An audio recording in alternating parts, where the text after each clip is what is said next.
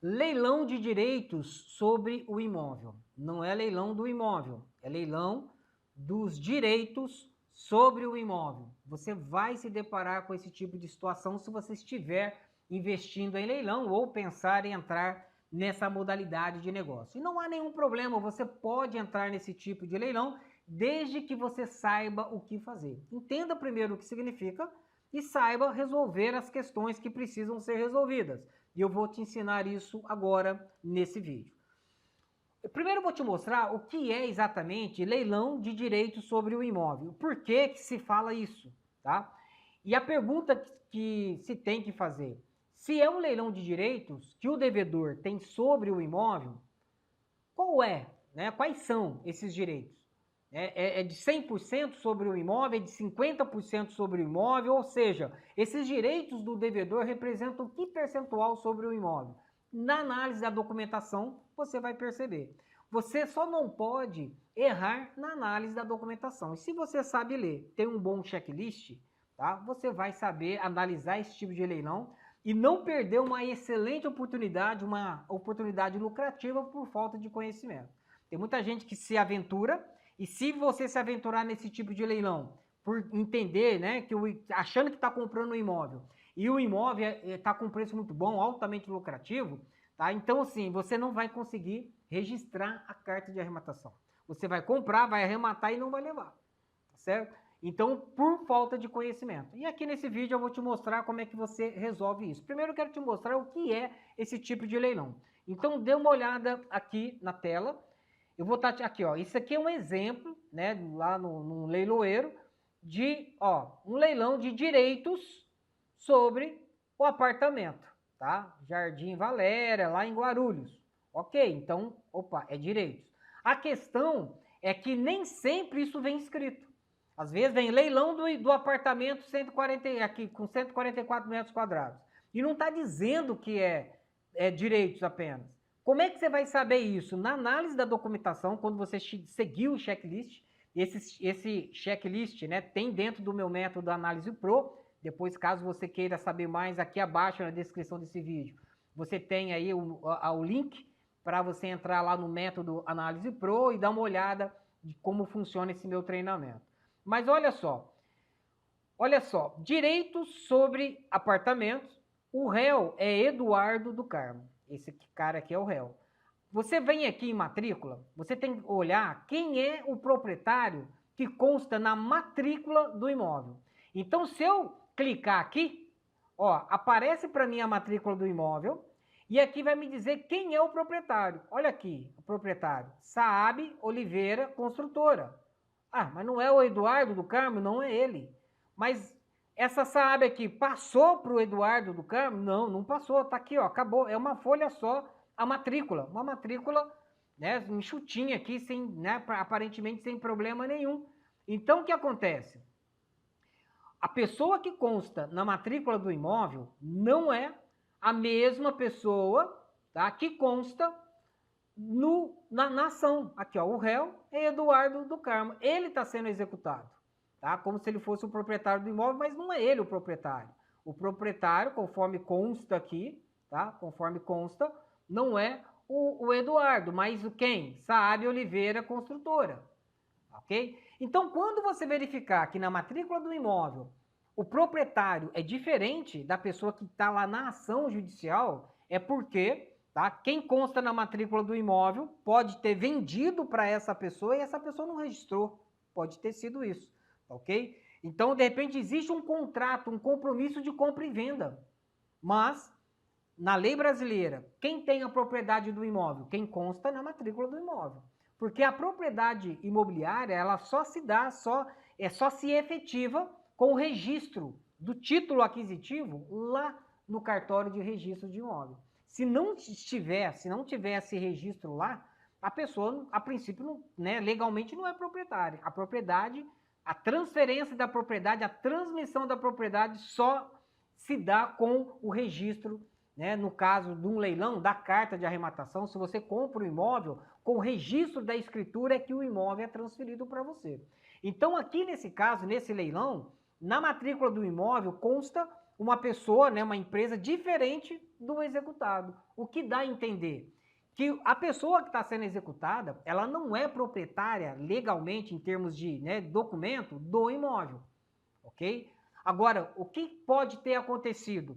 Essa pessoa que consta na matrícula do imóvel vendeu o imóvel para esse executado. O executado não transferiu para ele. Ou, de repente, vendeu em parcela, né, parcelamento, e não acabou de pagar ainda. Então, qual é o direito que esse devedor tem sobre o imóvel? Isso você precisa analisar. Na documentação, você vai verificar isso.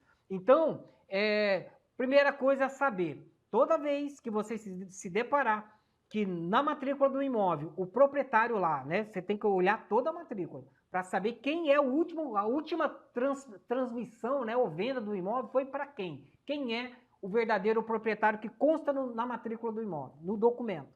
E verificar se quem está sendo executado no processo onde vai ocorrer o leilão, se são as mesmas pessoas ou não. Se não for, então essa pessoa que está sendo executada não é proprietária, a princípio só tem direitos. Tá? Isso pode acontecer, como eu falei, se vender, de repente existe um compromisso, um contrato de compromisso de compra e venda. Isso acontece também quando esse imóvel foi alienado, né, de forma fiduciária. A alienação fiduciária significa que essa pessoa, o devedor, né, ele foi no banco, pegou um empréstimo lá, pegou um financiamento imobiliário e deu um imóvel de garantia, fez uma alienação fiduciária. Nesse caso, o devedor, ele não é o proprietário do imóvel, ele tem a posse do imóvel. E o banco, na verdade, de forma precária, é ele é o proprietário do imóvel. E ele tem a posse indireta do imóvel. Essa questão da alienação fiduciária, eu vou cuidar disso em outro vídeo para não estender isso aqui. O que eu vou considerar aqui nesse vídeo é que quem consta na matrícula do imóvel vendeu para quem, né, está sendo executado. Se você arrematar o imóvel, tá, simplesmente vai lá e arremata, o que vai acontecer? Você não vai conseguir registrar a carta de arrematação. Por quê? Por causa do princípio da continuidade. O que é o princípio da continuidade? Essa pessoa aqui, tá, que consta na matrícula do imóvel, vendeu para esse. E esse daqui, agora no processo, perdeu o imóvel para você que está arrematando. Mas isso não está documentado. Tá? Tem que ter um documento de transferência de quem consta na matrícula do imóvel para quem está sendo executado. Para depois ser passado para quem for arrematar. Porque senão quebra, né, o princípio da continuidade. O imóvel tem que passar de um proprietário para outro mediante documentos. Tem que estar, né, mostrando essa continuidade de negócio, ok? Então, como é que você resolve isso? Tá? Se você arrematar direto e for registrar a carta, o cartório não vai registrar, porque ele vai dizer o seguinte, ó, você está comprando desse cara, esse cara aqui comprou de quem? Ou seja, esse proprietário aqui não pode passar direto para você, né? Por quê? Porque não é ele que está aqui no processo. Não é o cara do imóvel que está aqui. É um outro terceiro que é desconhecido. Não tem um documento ligando, né, essa pessoa que está sendo executada com quem está na matrícula do imóvel. Então, como é que você resolve isso? Só tem duas formas de você resolver. Primeiro, é se você analisar na documentação do leilão e você achar lá o compromisso de compra e venda, onde o proprietário, que consta lá na matrícula do imóvel, vendeu o imóvel para esse, né, que está sendo executado lá no processo onde você quer arrematar o imóvel. Se tiver isso lá na documentação do leilão, na documentação lá no processo, e é fácil de verificar isso, tá? No método análise pro eu te ensino exatamente passo a passo como que você faz isso, é muito simples. E aí você, ok, tendo esse documento, fica ok. Então esse cara aqui, que é proprietário do imóvel, vendeu para o executado e você tem o documento onde esse transfere, ainda que não esteja registrado, ok, mas esse proprietário transferiu para o devedor e você, mediante a arrematação, comprou dele, ok. O princípio da continuidade está ok, está tudo certinho, você pode comprar e consegue registrar. Mas de repente você fala, cara, eu posso ser que eu não ache, não encontre esse documento, eu não encontre o compromisso de compra e venda entre quem consta na matrícula e o devedor lá no processo. Então, uma segunda opção de solução é o quê? Que tenha, tá, lá no edital do leilão, por exemplo, ou você vai analisar na documentação do processo, se essa pessoa que consta na matrícula do imóvel foi notificada dos leilões. Ela não faz parte do processo, tá? Ela não tem nada a ver com o processo que esse né, devedor está sofrendo. No caso aqui, o Eduardo do Carmo, né? Essa Saab Oliveira aqui não tem nada a ver, mas é ela que consta na matrícula do imóvel. Então, para quem tem um entendimento maior, dependendo do leiloeiro, dependendo do juiz, né, quem trabalha, quando tem um conhecimento maior, o que vai fazer? Vai notificar o proprietário que consta na matrícula do imóvel sobre as datas dos leilões. Isso também resolve. Ou seja, quem consta na matrícula do imóvel foi notificado dos leilões. Se você comprovar isso na hora de registrar a carta de arrematação, que o proprietário que consta na matrícula do imóvel, que não é o devedor, foi notificado dos leilões, isso também vai resolver. E aí você pode, caso isso não foi feito pelo cartório, não foi feito pelo juiz, você fala com o leiloeiro, pede para o leiloeiro notificar, né, o cara lá através de um telegrama, do cara que consta na matrícula do imóvel. Para agilizar, você localiza esse cara, pega o endereço dele e pede para o leiloeiro mesmo mandar um telegrama notificando das datas dos leilões. Para não ter problema de cancelamento, pior do que isso não é nem o cancelamento, é você não conseguir registrar a carta de arrematação. Ou seja, isso acontece demais. A pessoa vai, compra, tá achando que está tudo bem e depois não consegue registrar a carta de arrematação. Vai ter que entrar com ação judicial, vai ter que ter uma briga, uma discussão, provar um monte de coisa. Isso aí não vale a pena para a gente que é investidor, que nós estamos querendo simplesmente arrematar algo que é lucrativo no menor tempo possível e retornar o nosso capital no menor tempo possível. Ok? Mas é algo prático que pouca gente sabe.